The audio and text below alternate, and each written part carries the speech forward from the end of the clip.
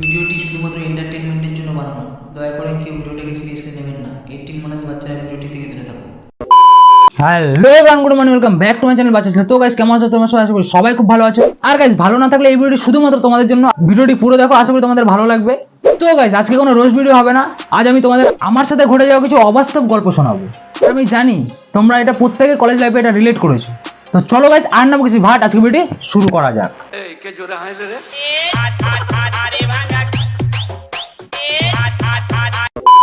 তো গাইস, 6 মাস continue duty করার পর মনে হলো লাইফে কিছু এনজয়মেন্টের দরকার।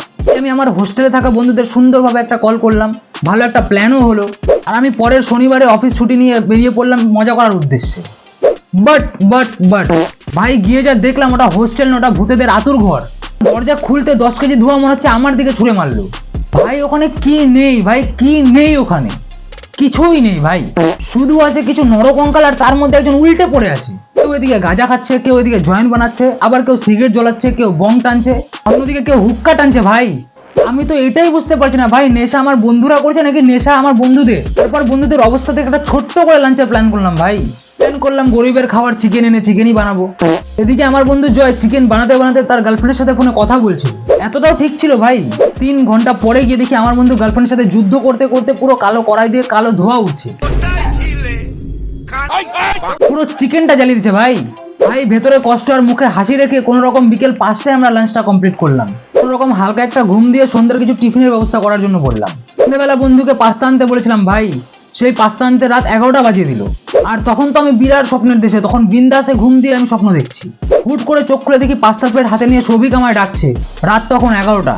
তারপর পাস্তা আর সাথে বিয়ার খেয়ে কোনো রকম আমার আরেক বন্ধু ব্রেকআপের স্টোরি শোনাতে ব্যস্ত। फैमिली देखती है वरना मैं ऐसे ऐसे गाली दूं ऐसे गाली।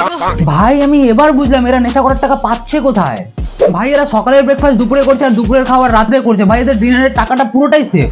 এদের মদ খাওয়ার রুটিন, মাসের প্রথমে এরা গোল্ড ফ্ল্যাগ সাথে বিপি খায় ভাই, চাকনাতে চিকেন পকোড়া। তারপর এদের রুটিন ওল্ড মগ সাথে নেভি কার্ড। কিন্তু মাসের শেষে এরা বাংলা খেয়ে মাতলামি করে। ভাই বাংলা চাকনা কেনারও টাকা থাকে না ভাই, এরা রান্নাঘর থেকে নুন নিয়ে এসে মদ খায়। আমি তো এটাই বুঝতে পারছি না, নেশা করে আমার বন্ধুরা কিন্তু স্টোন আমার কিডনিতে ধরা পড়ছে। কি হলো বাচ্চা, মারলি কেন? তুমি তো মদ খাও না, তুমি মদ পান করো। আরে বাড়া, সবসময় কি সত্যি কথা বলার দরকার আছে? ভাই স্টোন হলেও এদের পেছন দিক দিয়ে প্রেসারে বেরিয়ে যাবে। ভাই আমার বন্ধুরা যা মদ খেতে পারে ভাই, যত সব মদ সব পেটে স্টোর করে রাখে। বলছি নেশা করার ইচ্ছা হলে কি মুখ বের করে খাস বোকাচোদা?